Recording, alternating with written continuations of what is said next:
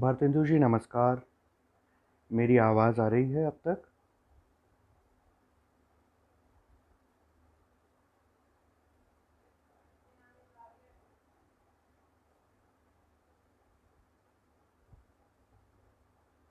आ, कृपया मुझे कमेंट करके बता दें कि आवाज़ आ रही है या नहीं।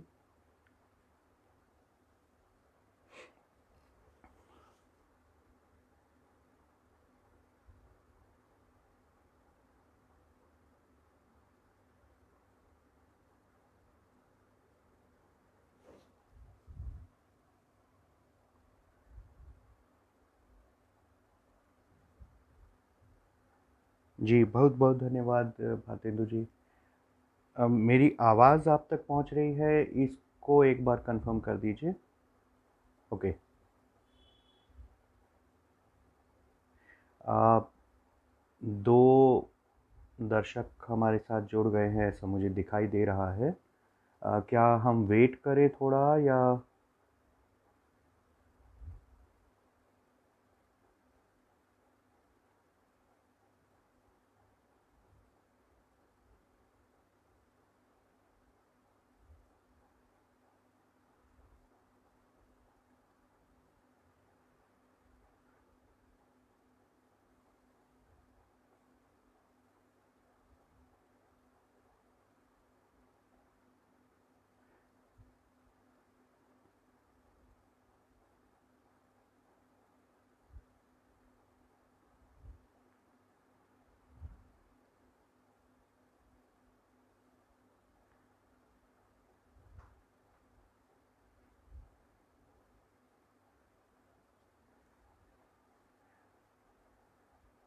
अभी हमारे साथ दो दर्शक जुड़े हैं। आप जब आदेश देंगे तो मैं अपनी बात आरंभ करूंगा। जी। ठीक है भारतेंदु जी। आ, नमस्कार। अभी हमारे साथ भारतेंदु जी जुड़े हैं और कुछ दर्शक और हैं। आप सभी को मेरा नमस्कार। मैं ललित कुमार। अ, मुझे भारतेंदु जी ने कहा कि सहचर्य सहशिक्षा ग्रुप के अंदर मुझे अपनी बात रखनी है। और आप लोगों का बहुत बहुत धन्यवाद कि मुझे अपने यहाँ आमंत्रित किया और मुझे अपनी बात यहाँ रखने का मौका दिया। भारतेंदु जी ने मुझे कहा कि मैं अपना जो टॉपिक है व्याख्यान का उसको मैं चुन सकता हूँ। सो विटामिन ज़िंदगी जो मेरी पुस्तक है उसके बारे में बात करने की योजना बनी। और साथ ही इस बारे में कि ये कोरोना काल के अंदर मैंने थोड़ा बहुत जो काम किया है विकलांगजन के लिए, और उससे संबंधित कुछ जानकारी मैं आप लोगों तक पहुंचा सकूं। सो विटामिन ज़िंदगी से मैं शुरुआत करता हूँ। विटामिन ज़िंदगी का जो कथ्य है वो दरअसल कुल जमा मेरी कहानी है। विटामिन ज़िंदगी मेरा संस्मरण है जो पिछले साल प्रकाशित हुआ था। और ये संस्मरण मैंने क्यों लिखा? मुझे 4 वर्ष की उम्र में पोलियो हो गया था और दिल्ली में मेरा जन्म हुआ, दिल्ली के मेहरौली गांव में। तो इस पुस्तक में मैंने ये बताने की कोशिश की है कि किस तरह से भारत के समाज के अंदर एक विकलांग व्यक्ति अपना जीवन गुजारता है और कैसे क्या-क्या उसके रास्ते में कठिनाइयाँ आती हैं, उसकी मनोदशा कैसी होती है, किन-किन भावों से और ज़िंदगी के किन-किन मोड़ों से वो गुज़रता है। और साथ ही इस पुस्तक में मैंने अपने कुछ अपने अलावा कुछ ऐसे और लोगों की बात करने की भी कोशिश की है, जिनके बारे में मुझे अपने जीवन के दौरान पता लगा और उनकी संघर्ष के बारे में पता लगा। तो पुस्तक का जो एक केंद्र बिंदु है वो ये है कि भारत का समाज इस वक्त विकलांगता जैसे गंभीर और संवेदनशील मुद्दे से अम, से उससे हम किस तरह से डील करते हैं, किस तरह से हमारा समाज इस मुद्दे से जूझ रहा है। जूझना तो उनके लिए कहा जाए जो विकलांगता से प्रभावित होते हैं, लेकिन समाज का जो दूसरा हिस्सा है किस तरीके से वो इस बहुत बड़े तबके के साथ पेश आता है, और कितना सुविधाजनक हमारा समाज उन लोगों के जीवन को बना पा रहा है। तो कुल जमा मैंने ये पाया, मैं कुछ वर्ष विदेशों में भी रहा, तो वहाँ के अनुभव और भारत के अनुभव को जब मैंने कंपेयर किया, उसकी तुलना की, तो मुझे लगा कि भारत के समाज को अभी काफ़ी आगे बढ़ने की ज़रूरत है, विकसित होने की ज़रूरत है, जहाँ तक विकलांगता और समाज का विकलांगता के साथ डील करने का जो तरीका है, उसकी बात है। ये किताब काफ़ी अच्छी इसको रिसीव किया गया है। आई डोंट नो कि आपको ये सीधी दिखाई दे रही है या इसकी मिरर इमेज दिखाई दे रही है, लेकिन ये पुस्तक है और इसे बहुत अच्छे रिव्यूज़ मिले हैं, लोगों ने इसको बहुत पसंद किया है। अ, क्योंकि ये किताब एक ऐसे सच को उजागर करती है जिसको मैंने अपने अनुभव से बता रहा हूँ। मैंने पाया कि हमारा समाज एक किस्म से स्वीप अंडर द कारपेट वाला उसके साथ काम करता है, कि विकलांगता कोई मुझसे जुड़ा हुआ या किसी व्यक्ति विशेष या समुदाय विशेष से जुड़ा हुआ मुद्दा नहीं है। विकलांगता एक नेशनल मुद्दा है, एक वैश्विक मुद्दा है। कोई भी व्यक्ति जो आज अपने आप को मानता है कि वो विकलांग नहीं है, वो इस बात की कोई गारंटी नहीं दे सकता कि उसको कभी कोई विकलांगता नहीं होगी, कभी कोई बीमारी नहीं होगी। बीमारियां और विकलांगता हमारे जीवन का एक अभिन्न हिस्सा है। इसको हम दुर्भाग्यपूर्ण ज़रूर कह सकते हैं, लेकिन है। तो हमें ये सच जितना जल्दी हम इसे स्वीकार कर लें उतना अच्छा रहे।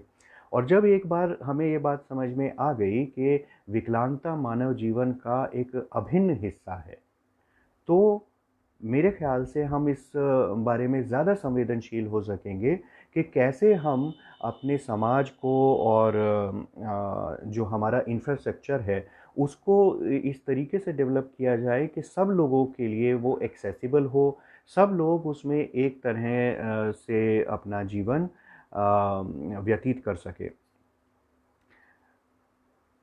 अक्सर ये देखा जाता है, मेरे साथ भी ऐसा हुआ कि हमारे स्कूलों के अंदर जो विकलांग छात्र-छात्राएँ होती हैं, उनको उनके साथ शिक्षकों का किस तरह का व्यवहार होता है,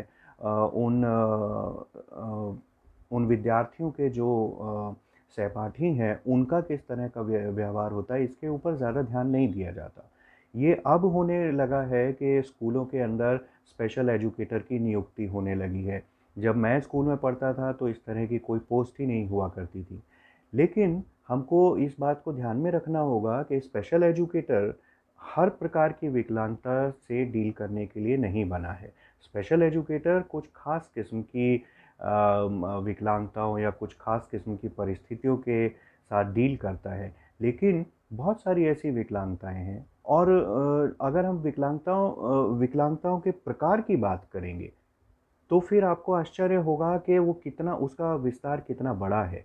बहुत, और ख़ास तौर पे छोटे बच्चों के केस में तो ये विस्तार और भी ज़्यादा लगने लगता है, क्योंकि छोटे बच्चों के केस में बहुत छोटी-सी बहुत छोटी-सी चीज़ अ, उसको विकलांगता आप और हम नहीं मानेंगे, लेकिन वो बच्चों के बीच में एक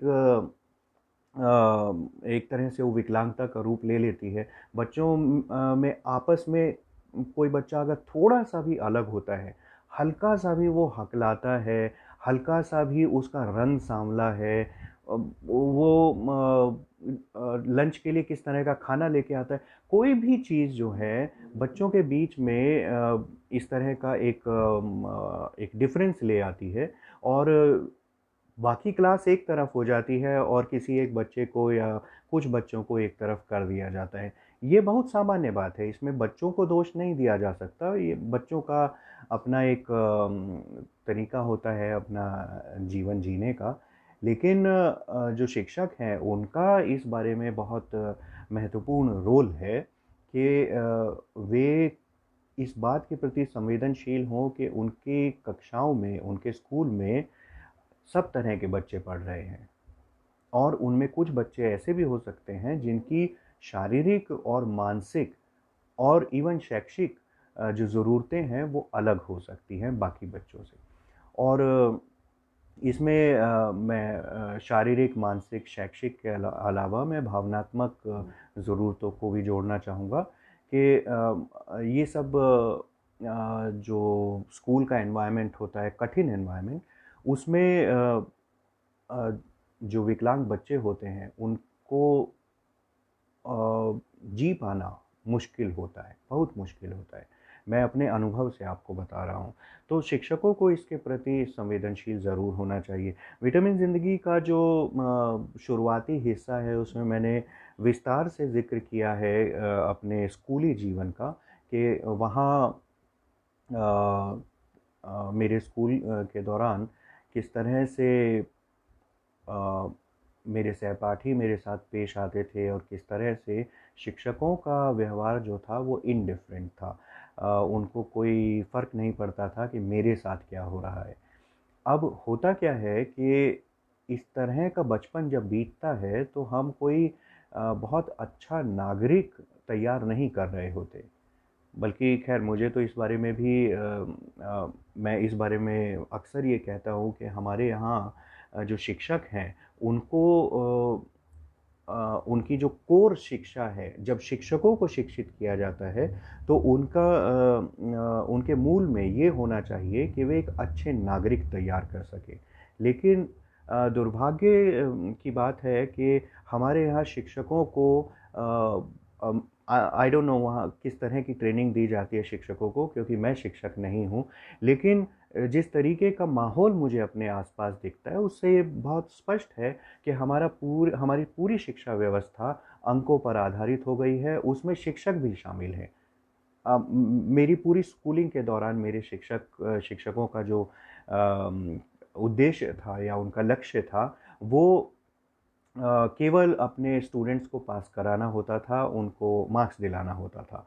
और मैं यकीन के साथ कह सकता हूँ कि तब से लेके आज तक ये स्थिति बद से बदतर की ओर गई हुई है। इसमें कोई सुधार नहीं हुआ है।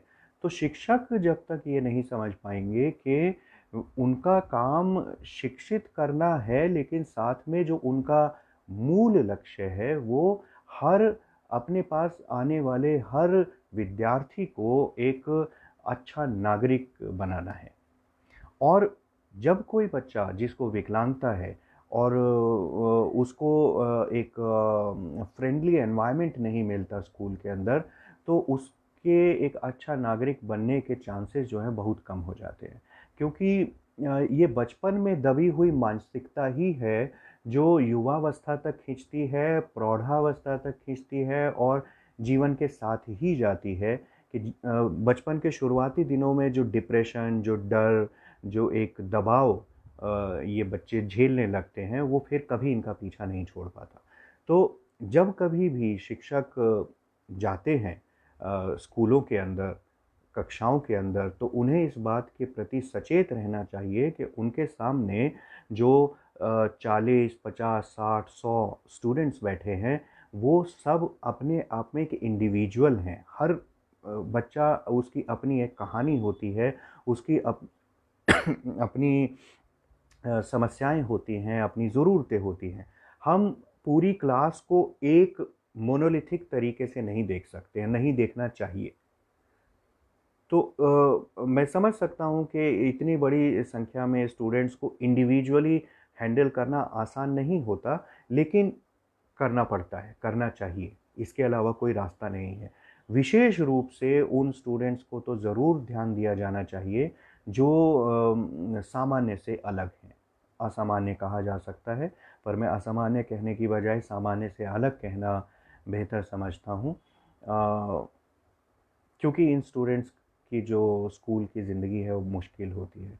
शिक्षक का जो काम है वो केवल अपने पीरियड तक सीमित नहीं होता, उसको ये भी ध्यान रखना चाहिए कि उस 2 पीरियड्स के बीच में जो होता है वो क्या है। प्ले ग्राउंड में क्या होता है वो क्या है, स्कूल आते जाते वक्त स्टूडेंट्स एक दूसरे से किस तरह का व्यवहार करते हैं वो कैसा है। क्योंकि आपके पीरियड के दौरान तो शायद शिक्षा बांटी जाती है, लेकिन ये जो बीच के पीरियड्स हैं, 2 पीरियड्स के बीच की जगह प्लेग्राउंड, स्कूल आते जाते, यहाँ जीवन बनता है।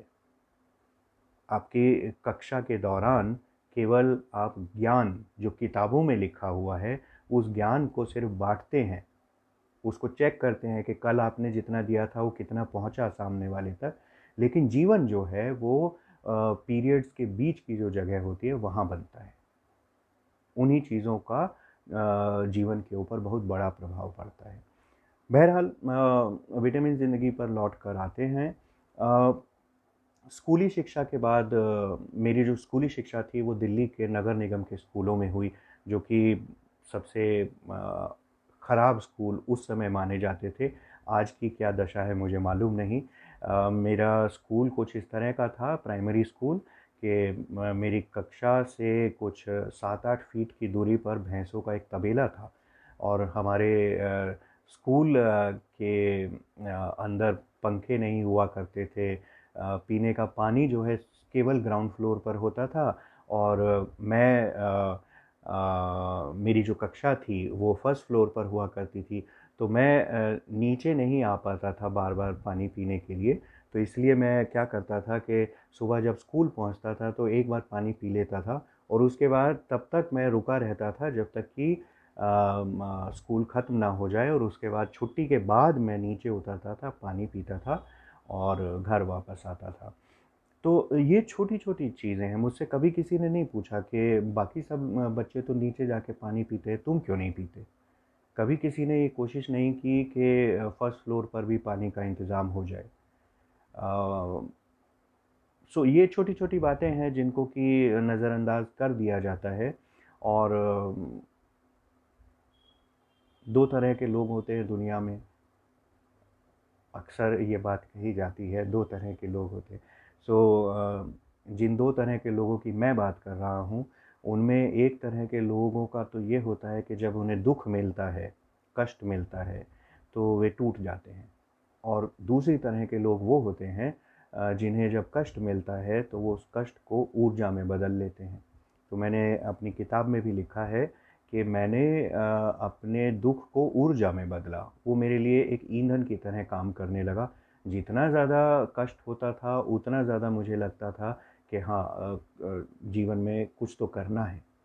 तो ये जो दूसरी तरह के लोग होते हैं, जो दुःख को ईंधन का रूप दे देते हैं, वो बहुत कम होते हैं, बहुत कम होते हैं। सामान्यतः लोग दुःख आने पर टूट जाते हैं। दुःख का असर कभी भी अच्छा नहीं होता। तो जो ज़्यादातर जो विकलांग स्टूडेंट्स हैं या लोग हैं, अ, हमें उनके बारे में भी सोचना चाहिए। मेरे जैसे लोग या जिनको हम प्रेरणा स्रोत कह देते हैं, मुझे बहुत अक्सर ऐसा कहा जाता है कि आप प्रेरणा स्रोत हैं। लेकिन मैं ये कहूँगा कि ठीक है, आपको अगर मुझसे कोई प्रेरणा मिलती है तो आप ज़रूर लीजिए, लेकिन कितने ललित कुमार होते हैं? भारत में 10 करोड़ के लगभग विकलांगजन हैं, उसमें कितने ललित कुमार होंगे? मान लीजिए कि 1 करोड़ भी हुए तो क्यों नहीं हम उन 9 करोड़ लोगों के बारे में भी सोचें जो ललित कुमार नहीं होते, जो कि अपना अपने दुःख को, अपने कष्ट को किसी भी कारण से ऊर्जा में नहीं बदल पाते। तो हमें उन 9 करोड़ लोगों के बारे में भी सोचना है, और यहीं पर हम अक्सर चूक जाते हैं। फिर इसके बाद मेरी जो स्कूली शिक्षा थी वो इसी तरह स्थानीय स्कूलों में हुई। मेरे ऊपर एक ये बहुत बड़ी बंदिश थी कि मैं ज़्यादा दूर नहीं जा सकता था। तो अगर मेरे पास साधन होते, जो कि मेरे पास थे नहीं, मेरा जो फैमिली का और सोशल जो हमारा बैकग्राउंड है वो इस तरह का नहीं रहा। मैं अपने परिवार के इतिहास में पहला ग्रेजुएट हूँ। मुझसे पहले कभी कोई ग्रेजुएट नहीं हुआ। तो इससे आप अंदाज़ा लगा सकते हैं कि मैं किस तरह के माहौल से हूँ, किस तरह का हमारा सोशियो इकोनॉमिक बैकग्राउंड रहा है। तो साधन नहीं थे, लेकिन अगर होते भी तो भी मेरे ऊपर ये एक शारीरिक बंदिश थी पोलियो के कारण कि मैं ज़्यादा दूर नहीं जा सकता था। तो अच्छे स्कूलों में पढ़ना, अच्छे कॉलेज में पढ़ना मेरे लिए कभी भी एक क्राइटेरिया नहीं रहा। अ मेरे लिए क्राइटेरिया यही हुआ करता था कि जो सबसे नज़दीक है वही सही है। तो यही वजह थी कि स्थानीय स्कूलों में मेरी शिक्षा हुई, 12वीं तक मैंने पढ़ाई की और 11वीं कक्षा में मैंने साइंस का विषय चुना। फिर उसके बाद मैंने दिल्ली यूनिवर्सिटी से बीएससी किया लाइफ साइंस में, जीव विज्ञान में। फिर उसके बाद मैं स्कूल में कोई बहुत अच्छा विद्यार्थी नहीं था, ये बात भी मैंने पुस्तक में लिखी है। और बहुत इंटरेस्टिंग बात है, संदर्भ आ गया। आज ही सुबह किसी से बात हो रही थी कि मैं स्कूल में अच्छा विद्यार्थी नहीं था, लेकिन जो मेरी लेटेस्ट डिग्री है एमएससी बायो इन्फॉर्मेटिक्स, जो कि मैंने यूनाइटेड किंगडम से ली थी, अ, उसमें मुझे डिस्टिंक्शन हासिल हुई थी और मैं डिस्टिंक्शन प्राप्त करने वाला एक ही स्टूडेंट था। तो मतलब मैं स्कूल के दौरान एक अच्छा विद्यार्थी नहीं था, बहुत एवरेज कह सकते हैं, 50-55% के आसपास वाला, अगर हम अंकों में बात करें तो। एक वो दौर था और एक अभी ये दौर है कि हम विदेश में जाकर एक यूनिवर्सिटी में पढ़ते हैं और एक बहुत टेक्निकल सब्जेक्ट में डिस्टिंक्शन के साथ डिग्री हासिल करते हैं।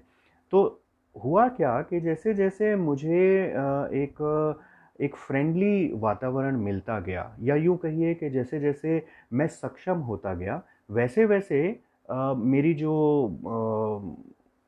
मेरी जो क्षमताएँ थी वो उभर कर सामने आने लगी। मुझे पता लगने लगा मैं ये भी कर सकता हूँ, मैं वो भी कर सकता हूँ।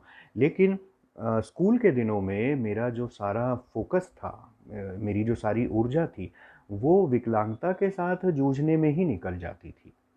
मेरे लिए ये चीज़ मायने नहीं रखती थी कि किताब में क्या लिखा है, कि क्या एग्ज़ाम में क्या आ रहा है, कितने मार्क्स आ रहे हैं, कोई इससे मतलब नहीं।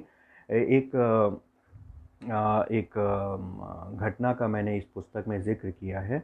आई थिंक वो मेरी 5वीं क्लास की घटना है, जब 5वीं क्लास प्राइमरी स्कूल की आखिरी क्लास थी। तो मैं प्रार्थना सभा में जाता नहीं था, क्योंकि मैं खड़ा नहीं हो सकता था देर तक, तो मैं अपनी कक्षा में ही बैठता था। लेकिन चूँकि 5वीं कक्षा आखिरी कक्षा थी और 5वीं कक्षा का जब रिज़ल्ट सुनाया जा रहा था, तो मैंने सोचा कि चलो आज तो आखिरी दिन है स्कूल में, मैं जाता हूँ। तो और रिज़ल्ट वैसे भी बैठा कर सुनाया जाता था, तो जहाँ जिस प्लेग्राउंड के अंदर ये हमारी प्रार्थना सभा हुआ करती थी, उसी में बच्चों को बैठाकर नतीजा सुनाया करते थे। तो मैं भी जाकर बैठ गया। लेकिन जब मैं वहाँ बैठा हुआ था, तो मेरे मन में क्या चल रहा था? मेरे मन में ये चल रहा था कि भगवान, मुझे फर्स्ट नहीं आना है। मुझे फर्स्ट मत बनाना, बस मुझे पास कर दो, फर्स्ट नहीं आना है। ना मुझे फर्स्ट आना है, ना मुझे सेकंड आना है, मुझे थर्ड नहीं आना है। मुझे सिर्फ़ पास कर दो। तो मुझे नहीं मालूम कि मैं पास होने वाला था, फ़ेल होने वाला था, फर्स्ट आने वाला था, क्या नतीजा होना था मुझे नहीं पता था। लेकिन मैं प्रार्थना ये कर रहा था कि मुझे फर्स्ट आना ही नहीं, सेकंड भी नहीं आना है, थर्ड भी नहीं आना है, मुझे सिर्फ़ पास होना है। अब ऐसा क्यों था? क्योंकि हो क्या रहा था वहाँ पर कि अगर किसी कक्षा में कोई बच्चा फर्स्ट आता था, तो उसका नाम पुकारा जाता था और उससे खड़े होने के लिए कहा जाता था। तो वो बच्चा खड़ा होता था, बाकी सब लोग उसके लिए तालियाँ बजाते थे। मैं खड़ा नहीं होना चाहता था, क्योंकि खड़ा होने में मुझे बहुत दिक्कत थी और अक्सर ये होता था कि अपने आप को संतुलित करते-करते मैं गिर जाता था। तो सैकड़ों बच्चों के बीच में मैं वो नहीं फेस करना चाहता था, तो मैं मन ही मन में सोच रहा था कि भाई, भगवान जी, मुझे सिर्फ़ पास कर दो और मुझे कुछ नहीं चाहिए। तो ये छोटी-छोटी चीज़ें होती हैं। तो जैसे-जैसे हम सक्षम होते गए, वैसे-वैसे हम अपनी क्षमताओं को पहचानने लगे, उनका इस्तेमाल करने लगे। बचपन से ही मेरी इच्छा थी, शायद चौथी या 5वीं क्लास में ही मैंने अपनी हिंदी की किताब में पढ़ा था कि संयुक्त राष्ट्र संघ क्या होता है। तो उस पाठ को पढ़ने के बाद ही मैंने ये ठान लिया था कि ज़िंदगी में कभी ना कभी मैं काम करूँगा तो सिर्फ़ संयुक्त राष्ट्र संघ के साथ, और वरना नहीं करूँगा। तो उस समय ना तो ये मालूम था कि कभी काम भी किया जाता है, नौकरी की जाती है या किसी संस्था होती है, कुछ नहीं मालूम था। जस्ट ये कि किताब में पढ़ के अच्छा लगा कि अच्छा कोई ऐसी भी संस्था होती है जो वैश्विक होती है, जिसका जो पूरा विस्तार है वो पूरे धरती पर होता है, वो सारे इंसानों को एक जैसा मान के चलती है और उसके बीच में कोई भेदभाव नहीं होता। तो तभी मैंने ये सोच लिया था कि मैं संयुक्त राष्ट्र संघ के साथ काम करूँगा। तो हुआ भी ये कि जब मैंने अपनी ग्रेजुएशन पूरी की तो उसके बाद मैंने 5 साल तक संयुक्त राष्ट्र संघ के साथ काम किया और अपना कॉलेज पूरा करने के बाद और यूएन ज्वाइन करने से पहले का बीच के 2-3 साल के दौरान मुझे एक ब्रेक लेना पड़ा, क्योंकि मेरी कई सर्जरीज़ हुई। मेरे कुल मिलाकर 6 ऑपरेशन हुए, जिसमें मेरे बिगड़े हुए मेरे शरीर का ढांचा पूरी तरह बिगड़ गया था। पोलियो में ये होता है, बहुत आम बात है। मेरा पाँव छोटा हो गया था, मेरी कूल्हे की हड्डी एकदम ऐसे टिल्ट हो गई थी, उसमें मोड़ आ गया था। तो ये सारी चीज़ों को कुछ हद तक ठीक करने के लिए सर्जरीज़ हुई मेरी 6 बार, और उसकी वजह से मुझे ब्रेक लेना पड़ा। लेकिन जब ये सब हुआ तो उसके बाद मैंने संयुक्त राष्ट्र संघ ही जॉइन किया। अब ये होता है कि जब आप कोई चीज़ चाहने लगते हैं तो उसके लिए आपको रास्ता अपने आप मिल जाता है। तो बस मुझे रास्ता मिल गया और मैंने यूएन जॉइन किया। 5 साल तक मैं यूएन में काम करता रहा और मेरी परमानेंट जॉब थी। उसमें मुझे पेंशन मिलती थी, सब कुछ जैसा सरकारी नौकरी प्लस समथिंग एल्स। मतलब सरकारी नौकरी प्लस इंटरनेशनल सिटीज़न होने का जो एक उसकी जो एयर होती है, वो सब मेरी जॉब में था। लेकिन अ, मुझे ये लगने लगा 5 साल के अंदर-अंदर कि ये एक मिशन था, एक सपना था जो कि पूरा हो गया है, पर मैं यहाँ रुकने के लिए नहीं बना हूँ। मैं संयुक्त राष्ट्र संघ से जो सीख सकता था वो मैं सीख चुका था, और मुझे लगा कि मुझे और भी आगे जाना है। और मैं एक छटपटाहट महसूस करने लगा अपने अंदर कि मैं जो भी काम मैं वहाँ किया करता था, मैं इंफॉर्मेशन टेक्नोलॉजी स्पेशलिस्ट के तौर पे काम करता था। तो उस काम में मैं इतना निपुण हो गया था, इतना एक्सपर्ट हो गया था कि वो मेरे लिए चैलेंज ही नहीं बचा। मतलब लाइफ बिल्कुल बोरिंग हो गई। रोज़ सुबह-सुबह ऑफ़िस पहुँच जाओ, फिर वहाँ काम करो, फिर वापस आ जाओ। कोई चैलेंज ही नहीं है ज़िंदगी के अंदर, कुछ है ही नहीं। तो मुझे लगा कि ऐसे तो मैं ज़िंदगी नहीं बिता सकता। तो मैंने अपनी यूनाइटेड नेशंस की जॉब से रिज़ाइन कर दिया। तो ये एक ऐसा डिसीज़न था जिसके लिए सभी लोगों ने बहुत कहा कि अरे पेंशन वाली नौकरी है, पक्की नौकरी है, क्या कर रहे हो, ऐसा है, वैसा है। पर मैंने सोचा कि ये मेरे लिए अब जितना उससे मैं ले सकता था, जितना उसको दे सकता था वो हो गया, अभी मुझे आगे बढ़ना है। तो मैंने वहाँ से रिज़ाइन किया और मुझे लगा कि मैं अ, उस समय तक मैं जीव विज्ञान के अंदर ग्रेजुएशन कर चुका था और इंफॉर्मेशन टेक्नोलॉजी के अंदर एक मास्टर्स डिग्री मैंने कर ली थी। तो मुझे लगा कि मुझे इन दोनों चीज़ों का एक कॉम्बिनेशन बनाना चाहिए। मुझे बायोइन्फॉर्मेटिक्स में रिसर्च करनी है। बायोइन्फॉर्मेटिक्स एक ऐसा विषय है जिसमें जीव विज्ञान और कंप्यूटर विज्ञान की जो जानकारी है, उसका जो ज्ञान है, उसका कॉम्बिनेशन किया जाता है और उससे रिसर्च की जाती है। तो उसके लिए मैंने ये भी सोचा कि मैं भारत में नहीं पढ़ूँगा। क्यों? क्योंकि भारत में तो मैं पढ़ चुका था, तो सेम चीज़ को रिपीट करना मेरा वो नहीं था। तो मैंने सोचा कि मैं विदेश में जाके पढ़ूँगा। तो विदेश में मैंने स्वीडन और यूके में अप्लाई किया और मुझे कई यूनिवर्सिटीज़ में दाखिला मिला, लेकिन मुझे स्कॉलरशिप की ज़रूरत थी, क्योंकि उतना मेरे पास पैसा नहीं था कि मैं फ़ीस पे कर सकूं। तो मुझे स्कॉलरशिप भी मिल गई। तो यूके स्कॉटलैंड की गवर्नमेंट की तरफ से मुझे फुल स्कॉलरशिप मिली। उन्होंने वहाँ इनवाइट किया कि आप आइए और हमारे यहाँ बायोइन्फॉर्मेटिक्स पढ़िए, और मैंने वहाँ पर डिस्टिंक्शन के साथ ये डिग्री हासिल की। और उसके बाद फिर मैंने वहाँ करीब 2 साल जेनेटिक्स की फील्ड में काम किया। तो वहाँ मैं अपनी बायोइन्फॉर्मेटिक्स की जो नॉलेज थी उसका प्रयोग करता था जेनेटिक्स को की रिसर्च को सपोर्ट करने के लिए। तो 2 साल तक मैंने वहाँ काम किया, उसके बाद लगा कि बस अब इधर भी बहुत हो गया, अब आगे बढ़ना है। तो मैंने पीएचडी के लिए अप्लाई किया और पीएचडी भी उसके लिए भी मुझे फुल स्कॉलरशिप मिली गवर्नमेंट ऑफ कनाडा की तरफ से। और वहाँ मैंने लवाल यूनिवर्सिटी के अंदर पीएचडी के लिए दाखिला लिया। मैं कनाडा गया भी फुल स्कॉलरशिप पर, लेकिन वहाँ जाकर मुझे लगा कि ये थोड़ा सा गलत डिसीज़न हो गया है। तो मतलब ये कि मैंने हमेशा अपने मन को फॉलो किया है। अ, मैं आपको बताऊं कि जब मैं कनाडा में पीएचडी कर रहा था, तो उस समय जो मुझे स्कॉलरशिप मिलती थी उसमें मुझे महीने के तकरीबन 1.5 लाख रुपए मिलते थे। और उसमें से मेरा खर्चा वर्चा सब निकाल के बहुत आराम से मेरे पास 40-50 हज़ार रुपये बच भी जाते थे। तो आप सोचिए कि जब, और ये स्कॉलरशिप मेरे पास 5 साल तक के लिए थी, और 5 साल के दौरान मैं मेरे पास बहुत सारी ऐसी प्रिविलेजेस थी, क्योंकि मैं एक बहुत संवेदनशील विषय पर रिसर्च कर रहा था। अ, मेरे पास कुछ ऐसी प्रिविलेजेस थी जो कि पूरे विश्व में बहुत ही कम लोगों के पास होती हैं। अ, मैं पब्लिक हेल्थ में रिसर्च कर रहा था। तो जैसे आजकल आप देख रहे होंगे कि पेंडेमिक का समय है और बीमारी फैली हुई है पूरे विश्व के अंदर। तो सरकारें इन इस तरह की चीज़ों के बारे में बहुत कुछ जानती हैं जो कि पब्लिक को नहीं बताया जाता। तो वो जानकारी जो है वो कहाँ रहती है? वो कुछ बहुत ही सीक्रेट डेटाबेसेस में रहती है, जो कि केवल रिसर्चर्स ही यूज़ करते हैं। तो मुझे उन डेटाबेसेस के ऊपर एक्सेस थी उस समय, जब मैं पीएचडी कर रहा था।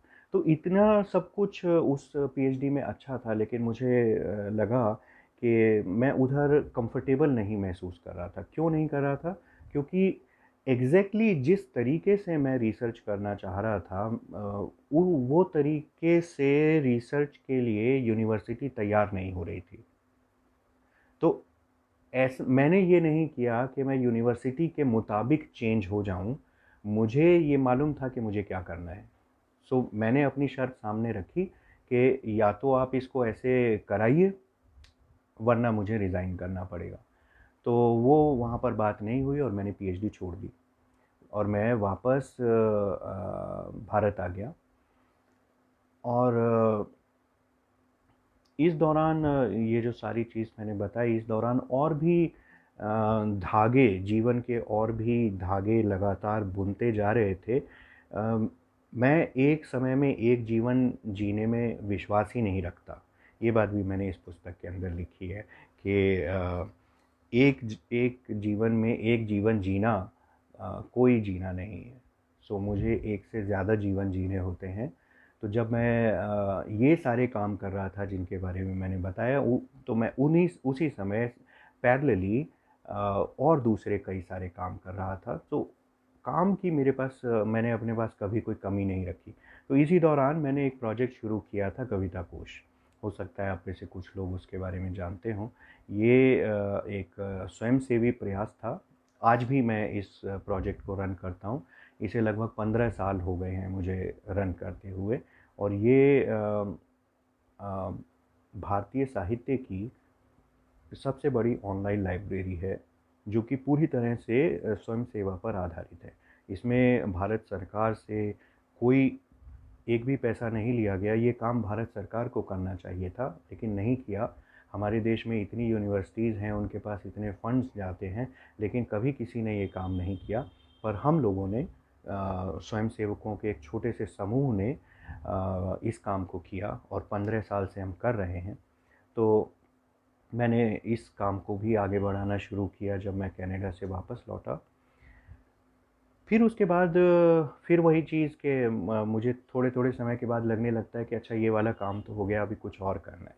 तो ये 2017 की बात है जब मुझे ये अनुभव होने लगा कि ये साहित्य-वाहित्य जो होता है ना, इसमें कुछ नहीं रखा है।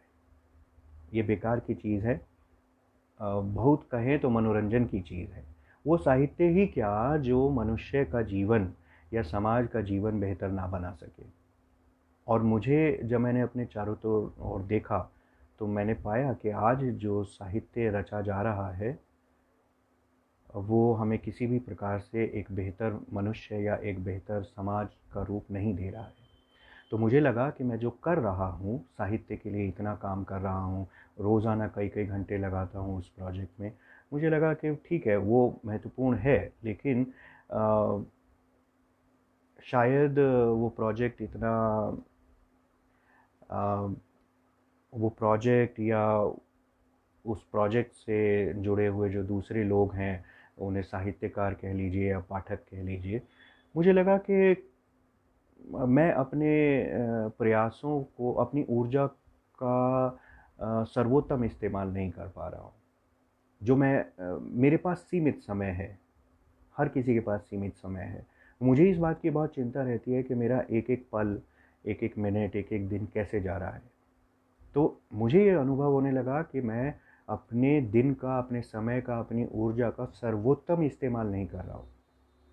तो मैंने सोचा कि मैंने अपने मन से पूछा कि क्यों ऐसा मुझे लग रहा है।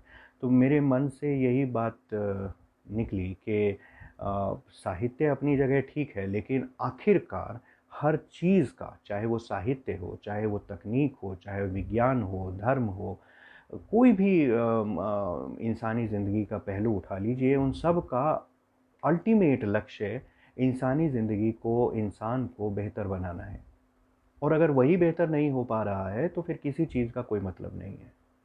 तो मुझे लगा कि मुझे अब थोड़ा-सा और ज़्यादा धरातल का काम करने का मेरा मन किया।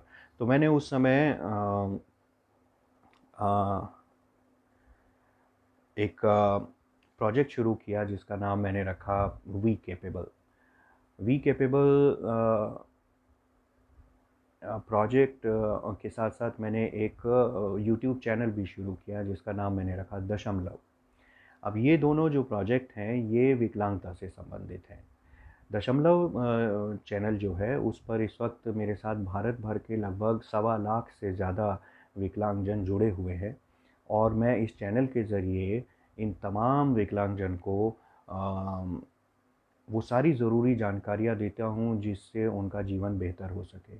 और केवल जानकारियाँ ही नहीं, मैंने एक पर्सनल हेल्पलाइन भी शुरू की हुई है जिस पर मैं विकलांगजन से डायरेक्ट बात करता हूँ।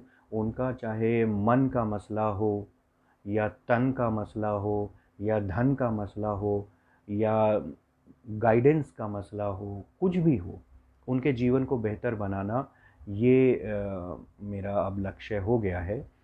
और दशमलव यूट्यूब चैनल और vcapable.com नाम से वेबसाइट है। 2017 में जब मैंने ये दोनों प्रोजेक्ट शुरू किए थे, तो तब से लेके अब तक अ, मुझे भारत में विकलांगता का जो परिदृश्य है उसके बारे में काफ़ी कुछ जानने को मिला है। बल्कि मैं तो ये कहता हूँ कि वास्तविक परिदृश्य जितना मैं जानता हूँ उतना शायद ही कोई जानता हो, क्योंकि मेरे साथ पूरे भारत से 1.25 लाख से ज़्यादा विकलांगजन डायरेक्टली जुड़े हुए हैं। वो अपनी प्रॉब्लम्स डायरेक्टली मुझ तक पहुँचाते हैं। तो जो परिदृश्य इस वक्त है, वो अच्छा नहीं है, बिल्कुल अच्छा नहीं है। और मैं तो अपनी ओर से कोशिश कर ही रहा हूँ कि जितना कर सकूँ इंडिविजुअल लेवल पर या एक समूह के स्तर पर। लेकिन मेरी कोशिशें ऊँट के मुँह में जीरा के समान हैं। अ, जिस तरह की समस्याएं हैं, उसके लिए और बहुत से लोगों का आगे आना बहुत ज़रूरी है। अ, बहुत समाज के अंदर असंवेदनशीलता बहुत ज़्यादा है। विटामिन ज़िंदगी लिखने के बाद मुझे अनेक शहरों से बुलावा आया कि आप हमारे यहाँ आकर बातचीत कीजिए, हमारे यूनिवर्सिटी में लेक्चर दीजिए, स्कूल में बच्चों के साथ बात कीजिए, ये सारी चीज़ें हुई। तो मैंने ये देखा कि जब कभी भी मैं किसी बड़ी शहर में जाता था, किसी राज्य की राजधानी में जाऊँगा, तो वहाँ पर लोगों का एटीट्यूड ऐसा होता है कि आप विकलांगता का परिदृश्य जिस तरह का बता रहे हैं कि बहुत ख़राब है, वैसा नहीं है। आप हमारे स्कूल में देखिए, यहाँ पर रैंप बनी हुई है, यहाँ पर देखिए ऐसा है, यहाँ पे वैसा है, ये है, वो है, तमाम चीज़ें लोग मुझे बताते हैं। तो मेरा उनसे यही कहना होता है कि देखिए, भारत जो है वो शहरों में नहीं बसता, वो गाँवों में बसता है। तो आप चलिए मेरे साथ गाँवों और कस्बों में, और फिर वहाँ की जो स्थिति है उसे देखकर आप अगर ये बात कहेंगे कि बदलाव आ रहा है, तो मैं मान लूँगा बदलाव आ रहा है। सरकार भी कागज़ों पर योजनाएँ बनाती है, लेकिन उन योजनाओं का जो कार्यान्वयन है, वो कितना सीरियसली होता है, ये आप भी जानते हैं, हम भी जानते हैं। सो कागज़ों पर बहुत कुछ ऐसा लिखा जाता है कि हम ये हुआ, वो हुआ, विकलांगजन, जिनको अब दिव्यांगजन कहा जाने लगा है, उनके जीवन को बदलने के लिए केंद्र सरकार ने ये किया, राज्य सरकार ने वो किया, जिला स्तर पर ऐसा हुआ, ग्राम स्तर पर वैसा हुआ, लेकिन इसमें कुछ भी सच नहीं है। इसमें बहुत कुछ झोल-झाल है, और ज़्यादातर विकलांगजन जो है आज भी पहले की तरह ही जूझ रहे हैं। उदाहरण मैं आपको देता हूँ। मैं ज़रा समय देख लूँ कि मेरे पास कितना है। 7:40 हो गए हैं। मैं और 5 मिनट में अपनी बात पूरी करता हूँ। फिर यदि आप लोगों के पास कुछ प्रश्न हो तो ज़रूर बताइएगा। एक उदाहरण मैं आपको दे देता हूँ। अभी पिछले हफ्ते मेरी एक 24 साल के लड़के से बात हुई। इस युवा को बचपन से ही लो विज़न की समस्या रही, लेकिन इसका जो लो विज़न की समस्या थी वो ऐसी थी जिसको कि चश्मा लगा के ठीक मतलब उसका काम चल रहा था। अ, दिव्यांग शब्द ठीक नहीं है, इससे मैं सहमत हूँ नीरज जी। ये चश्मा लगाकर उस लड़के का काम चल रहा था। लेकिन अभी कुछ साल 6 महीने पहले की बात है कि उसका जो विज़न था वो और तेज़ी से नीचे गिरा, और अब उसका जो साइट है वो इतनी नहीं रही कि चश्मा उसको ठीक कर सके। तो अचानक ये लड़का, इसको लगा कि वो शून्य में खड़ा हो गया है आकर। उसने अपनी विकलांगता के साथ समझौता कर लिया था कि ठीक है भाई, मुझे एक मोटा-सा चश्मा लगा के रहना होता है। मेबी वो मोटा-सा चश्मा बहुत स्मार्ट नहीं लगता, उसकी पर्सनैलिटी में बाधक हो सकता है, वो सारी चीज़ों के साथ तो समझौता हो गया। क्यों? क्योंकि वो बचपन से चली आ रही थी। पर अचानक जहाँ एक ज़िंदगी के एक ऐसे पड़ाव पर जहाँ पर वो अपने जीवन को आगे बढ़ाने के लिए बस तैयार ही हुआ है, उसने अपनी ग्रेजुएशन पूरी ही की है, अचानक उसे दिखना बंद हो जाता है। तो वो लड़का जो है बुरी तरह से हिल गया। लेकिन सिर्फ़ प्रकृति ने ही उसके साथ ये मज़ाक नहीं किया, फिर आगे चीज़ें और भी हुई। तो वो अपना विकलांगता प्रमाण पत्र बनवाने के लिए अपना जो ज़िले का सदर अस्पताल होता है वहाँ गया। सदर अस्पताल में जो क्लर्क बैठा था उसने प्रमाण पत्र देने से मना कर दिया। बोला कि 2,000 रुपये लगेंगे, जबकि प्रमाण पत्र मुफ्त में बनता है, और डॉक्टर एग्ज़ामिन करते हैं, और नियम के अनुसार जितने प्रतिशत विकलांगता होती है उतने प्रतिशत का प्रमाण पत्र दे दिया जाता है। लेकिन क्लर्क ने बोला कि 2,000 रुपये लगेंगे। अब ये लड़का एक यूपी के बहराइच ज़िले का रहने वाला है, और इसके पिता एक बहुत गरीब किसान हैं। उनके लिए 2,000 रुपये बहुत बड़ी रकम है। तो ये लड़के ने और इसके पिता ने सब तरफ शिकायत की, पुलिस को भी बोला, सीएमओ जो कि सर्टिफिकेट के ऊपर साइन करते हैं, सीएमओ को भी बोला, सब ने उसको साइड में टरका दिया। आखिरकार उसके पिता को 2,000 रुपया उधार लेकर उस क्लर्क को देना पड़ा, तब जाके उस लड़के का सर्टिफिकेट बना। उस लड़के की जो विकलांगता है वो कम से कम 80-85% है। लेकिन उसे जानबूझ के सर्टिफिकेट केवल 40% का दिया गया ताकि ज़रूरत पड़ने पर वो फिर से आए और फिर से उससे पैसा लिया जाए। तो जो ज़मीनी हकीकतें हैं वो इस तरह की हैं। और ये तो मैंने आपको केवल एक उदाहरण दिया है, जो इस तरह के मेरे पास अनगिनत कहानियाँ हैं सुनाने के लिए, जो बताती हैं कि वास्तविकता क्या है। तो कुल जमा बात ये कि विकलांगता का जो हमारे यहाँ भारत के समाज में जो परिदृश्य है अच्छा नहीं है, और शिक्षकों के ऊपर ये बहुत बड़ी जिम्मेदारी है कि वो इस स्थिति को बेहतर बनाएं। शिक्षक ही इसमें कुछ कर सकते हैं, क्योंकि हर बच्चे के लिए पढ़ना ज़रूरी होता है, चाहे उसको विकलांगता है या नहीं है। लेकिन अगर उसे विकलांगता है तो पढ़ना उसके लिए और भी ज़्यादा ज़रूरी होता है। मेरे विचार में तो हर शिक्षक की ज़िम्मेदारी होनी चाहिए कि अगर वो गांव के स्कूल में पढ़ाता है तो वो घर घर जाके हर कोने में चेक करे कि कहीं किसी विकलांगजन को चेन से बांध कर कोने में छुपाया तो नहीं गया है।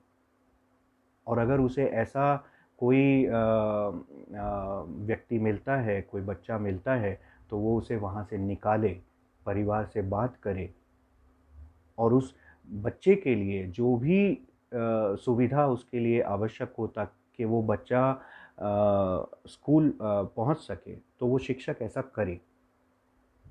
ये शिक्षक की जिम्मेदारी होनी चाहिए। अब मैं नहीं जानता कि शिक्षकों के ऊपर किस किस्म का और किस तरह का दबाव है। बहुत सारे शिक्षक मुझे कहते हैं कि जी आपको लगता है कि शिक्षक केवल पढ़ाने का काम करता है। शिक्षक आयरन की गोलियां भी बांटता है, शिक्षक चुनाव भी कराता है, शिक्षक जनगणना भी करता है, शिक्षक सरकारी जितने आदेश आते हैं कि आज स्वच्छता अभियान है तो स्वच्छता के लिए भी वो अभियान शुरू करता है। मतलब शिक्षक का जो पूरा वर्ष है वो बहुत व्यस्त रहता है, और मैं इस बात से पूरी तरह सहमत हूँ। शिक्षक बहुत व्यस्त हैं, मैं मानता हूँ इस बात को। लेकिन अपनी व्यस्तता के अंदर बस अगर वो ये एक काम और शामिल कर ले कि जो भी बच्चे सामान्य से अलग हैं किसी भी कारण से, उनकी ओर विशेष ध्यान दें, और कोशिश करें कि उन बच्चों को और बाकी सब बच्चों को वे एक आदर्श नागरिक बनने में सहायता कर सके। जब यही बच्चे बड़े होंगे तो हमारा समाज अपने आप ही बदल जाएगा। आपको समाज बदलने की ज़रूरत नहीं है। आपके पास तो एक ऐसा हथियार है, आप बच्चों को बदल दीजिए, बच्चों को आदर्श बना दीजिए। 20 साल बाद जब वो खुद युवा होंगे तो आप पाएंगे कि हमारा समाज अपने आप ही आदर्श हो गया है। बस मुझे इतना ही कहना है। नमस्कार। आप लोग अगर कुछ प्रश्न पूछना चाहते हैं तो ज़रूर पूछिए।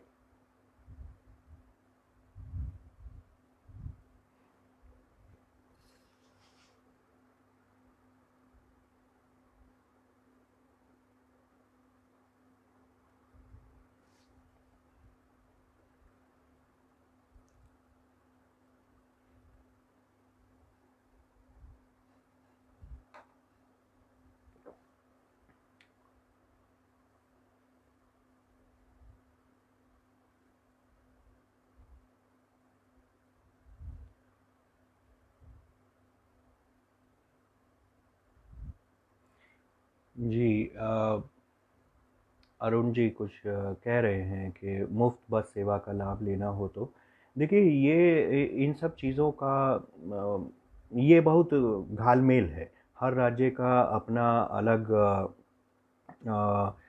अलग स्कीम्स हैं, अलग उनकी योजनाएं हैं, नियम हैं। तो इसमें बहुत ज़्यादा कन्फ्यूजन है कि कौन से राज्य में कौन सी स्कीम किस तरीके से लागू की गई है। अभी जैसे दिल्ली की अगर बात करें तो कुछ समय पहले दिल्ली सरकार ने मेट्रो में महिलाओं का सफ़र करना जो है वो निःशुल्क कर दिया।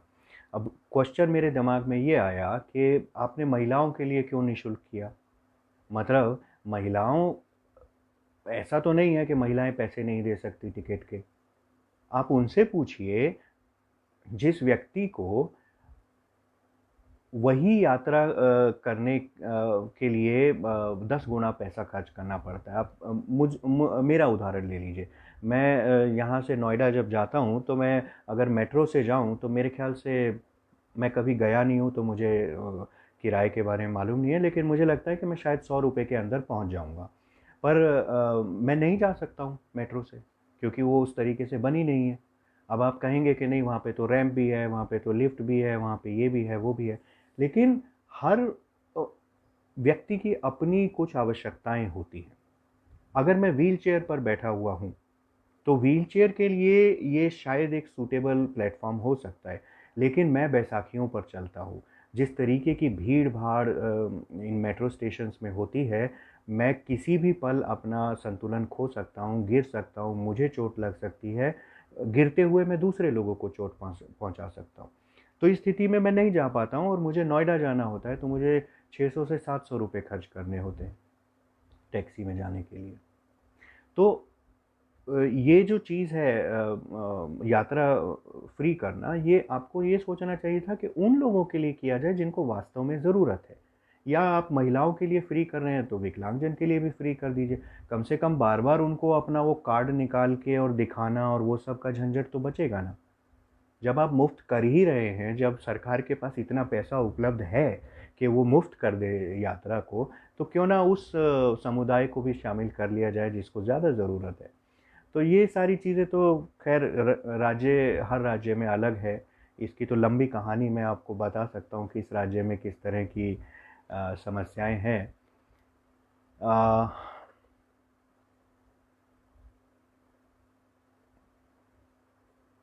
ओलंपिक जैसे खेल आदि के अन्य कार्यक्रम या संवाद कार्यक्रम आयोजित क्यों नहीं होते? भारतेंदु जी, मैं इसका अर्थ नहीं समझ पाया। शायद आप ये कह रहे हैं कि संवाद कार्यक्रमों का एक ओलंपिक किया जाए, या ओलंपिक खेलों के बारे में संवाद कार्यक्रम किया जाए, ये स्पष्ट कर दीजिए ज़रा।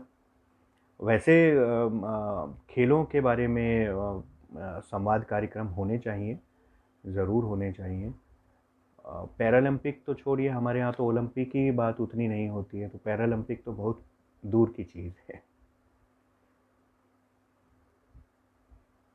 हमारे यहाँ खेलों के नाम पर केवल क्रिकेट को पूजा जाता है, और किसी खेल के प्रति लोगों का कोई बहुत ज़्यादा आकर्षण नहीं है। जबकि जिस चाइना से हम इतनी नफ़रत करते हैं, वो चाइना से बहुत कुछ सीखने को भी है, बशर्ते कि हम अपनी नफ़रत को साइड में रख के और सीख लें, और उसके बाद नफ़रत को वापस ओढ़ लें, वो चलेगा। लेकिन जहाँ से कुछ अच्छा सीखा जा सके, सीख लेना चाहिए। चीन जो है, वहाँ पर वहाँ के नागरिकों में खेलों के बड़ी वैरायटी के प्रति उनमें रुचि होती है। यही वजह है कि चीन है, अमेरिका है, रशिया है, यहाँ के जो खिलाड़ी हैं वो ओलंपिक जैसे प्रतियोगिताओं में इतने मेडल्स लेकर आते हैं। वो जितने मेडल लाते हैं उतना तो शायद हमारे यहाँ के किसी खिलाड़ी का वज़न होगा, इतने वो मेडल ले आते हैं।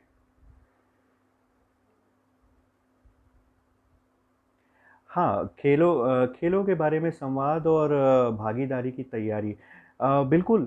ओलंपिक के लिए तो देखिए होता ही है, लेकिन जहाँ तक पैरालंपिक की बात है, विकलांगजन के लिए जो खेल कूद की प्रतियोगिताएं हैं, उसमें भी पैरालंपिक होते हैं। हर साल भारत का दल जाता भी है, कुछ मेडल भी जीतता है। लेकिन जो वस्तु स्थिति है उसकी ये है कि ज़्यादातर जो प्रतिभाएं हैं वो दबी हुई हैं। क्यों? क्योंकि कोई एक विकलांगजन हो सकता है जो मे बी बहुत सारा वज़न उठा ले, उसके हाथ बहुत ताकतवर है। मेरी खुद की भुजाएँ बहुत ताकतवर हुआ करती थी किसी ज़माने में। अब पोस्ट पोलियो सिंड्रोम के कारण मेरी जो मांसपेशियाँ हैं वो और तेज़ी से कमज़ोर होती जा रही हैं। लेकिन भुजाओं में बहुत ताकत है, लेकिन पैरों से वो चल नहीं सकता। तो ऐसा व्यक्ति कहीं किसी घर के अंदर दबा हुआ है, सिर्फ़ इसलिए कि उसको ये मालूम ही नहीं है कि कहीं जाकर वो भारोत्तोलन कर सकता है और विश्व स्तर पर जाकर मेडल ला सकता है। उसके पास वो व्हीलचेयर ही नहीं है, जो उसे घर से बाहर निकाल सके और ट्रेनिंग एरिया तक पहुंचा सके। तो इस तरह की जो छोटे-छोटे मिसिंग लिंक्स हैं, मिसिंग लिंक्स, वो अगर हम जोड़ दें, तो काफ़ी कुछ पैरालंपिक्स में हमारा जो प्रदर्शन होता है उसमें सुधार बहुत आ सकता है। अरुण जी कह रहे हैं कि दिव्यांग शब्द की आलोचना पर कुछ कहिए। देखिए, इस वक्त मेरी स्क्रीन दिखा रही है कि 7 लोग मेरी बात सुन रहे हैं, तो मैं इसकी आलोचना कर देता हूँ। बाकी आजकल इस तरह की आलोचनाएं अगर जो खुले पब्लिक प्लेटफॉर्म पर की जाए तो अलग अलग लोग अलग अलग प्रकार की बातें करते हैं।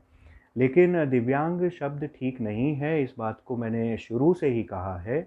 जब ये शब्द चलन में आया था 2014 में शायद, तभी से मैंने इस बात को कहा है कि दिव्यांग शब्द ठीक नहीं है।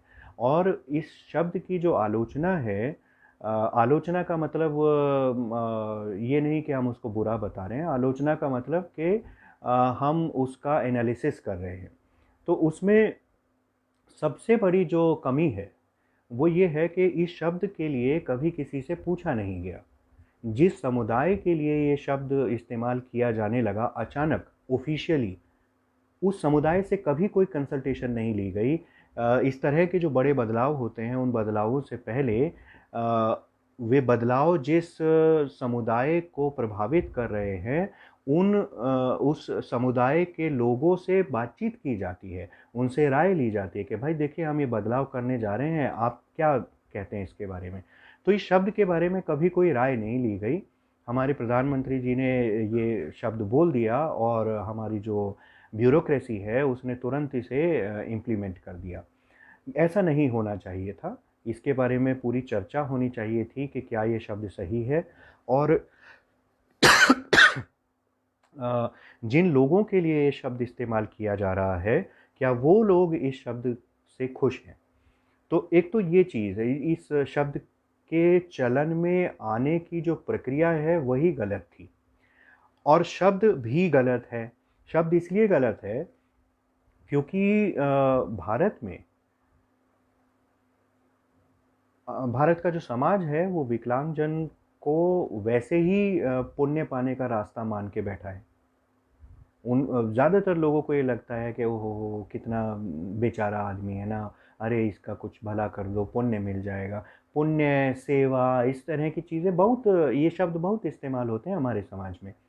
तो वो समाज जो कि विकलांगजन को पुण्य प्राप्त करने का या भगवान तक पहुंचने का शॉर्टकट मानता है, वो उस समाज में दिव्यांग शब्द का इस्तेमाल इसलिए भी गलत हो जाता है क्योंकि ये शब्द उसी मानसिकता को फिर से एक किस्म से एनफोर्स करता है, उसको और मजबूत करता है कि विकलांगजन का भगवान के साथ कुछ शॉर्टकट कनेक्शन होता है। जैसे ये भी कहा जाता है कि ये तो पुराने विकलांगता जो है पुराने जन्मों का फल है, पूरा बुरे कर्मों का फल है। ये भी कहा जाता है कि जिन लोगों को विकलांगता होती है भगवान का उनके ऊपर स्पेशल आशीर्वाद होता है, उनको कोई शक्ति जो है दूसरी, तीसरी, चौथी शक्ति दे दी जाती है। तो ये जो एक मानसिकता लोगों के दिमाग में ये बैठी हुई है कि विकलांगजन का कुछ ना कुछ दिव्यता से संबंध है, कनेक्शन है, ये शब्द उसी चीज़ को और ज़्यादा रीइंफोर्स करता है। हमको बराबरी लानी है, हमें विकलांगों को दिव्य नहीं बनाना है। देखा जाए तो हमारे समाज में आप देखिए कि आप किसी भी विकलांग व्यक्ति को पकड़िए, आप मोहल्ले में ले जाइए उसको और सारे मोहल्ले के लोगों को इनवाइट कीजिए कि आइए और इसको पीटिए। तो और चलिए इसमें हम थोड़ा सा संदर्भ डाल देते हैं कि उस विकलांग व्यक्ति ने मान लीजिए रोटी चुराई है, तो अब तो एक कारण भी बन गया कि भाई उसको पीट डाला जाए लोगों के हिसाब से एक कारण बन गया। तो आप इनवाइट करेंगे, आप देखेंगे कि बहुत सारे लोग उस व्यक्ति की पिटाई, उस चोर की पिटाई इसलिए नहीं करेंगे क्योंकि उसको विकलांगता है। क्यों? क्वेश्चन। बहुत कम ऐसे लोग होंगे जो इसलिए पिटाई नहीं करेंगे क्योंकि उन्हें लगता है कि उसको नहीं पीटा जाना चाहिए। ज़्यादातर लोग उस पिटाई की कार्यक्रम में इसलिए शामिल नहीं होंगे क्योंकि उन्हें डर लगता है कि अगर उसको पीटा तो हमको पाप लगेगा। ये जो पाप पुण्य सेवा दिव्यता भगवान, ये जो सारी चीज़ों का घालमेल जो हमारे दिमाग में और समाज में बना हुआ है, इससे हमें ऊपर उठने की ज़रूरत है। ये समझने की ज़रूरत है कि आज अगर कोई दिव्य नहीं है तो कल को कोई दिव्य हो भी सकता है। विकलांगता से किसी का विकलांगता से किसी का कोई क्या कहें छुटकारा नहीं है। एक्सीडेंट हो जाते हैं, बीमारियां हो जाती हैं। सो विकलांगता को आप ऐसा नहीं कह सकते कि मेरी प्रॉब्लम नहीं है, ये उसकी प्रॉब्लम है, वो विकलांग है। हर व्यक्ति को ये बात समझ लेनी चाहिए कि विकलांगता कभी भी किसी को भी हो सकती है, और विकलांगता क्या है ये भी समझने की ज़रूरत है। देखा जाए तो ओल्ड एज अपने आप में एक किस्म की विकलांगता होती है, बुढ़ापा। विकलांगता क्या होती है? जब हम अपनी सोशल लाइफ को उस तरीके से नहीं जी पाते जिस तरीके से बाकी लोग जीते हैं।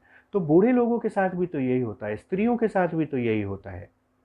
चाहे अलग-अलग कारणों से होता हो, लेकिन होता है। सोशल लाइफ उनकी वैसी नहीं रह जाती, उतनी सटीक और उतनी भागीदारी वो नहीं कर पाते सोशल लाइफ के अंदर, तो वो भी तो एक किस्म की विकलांगता है। तो एक बूढ़ा व्यक्ति,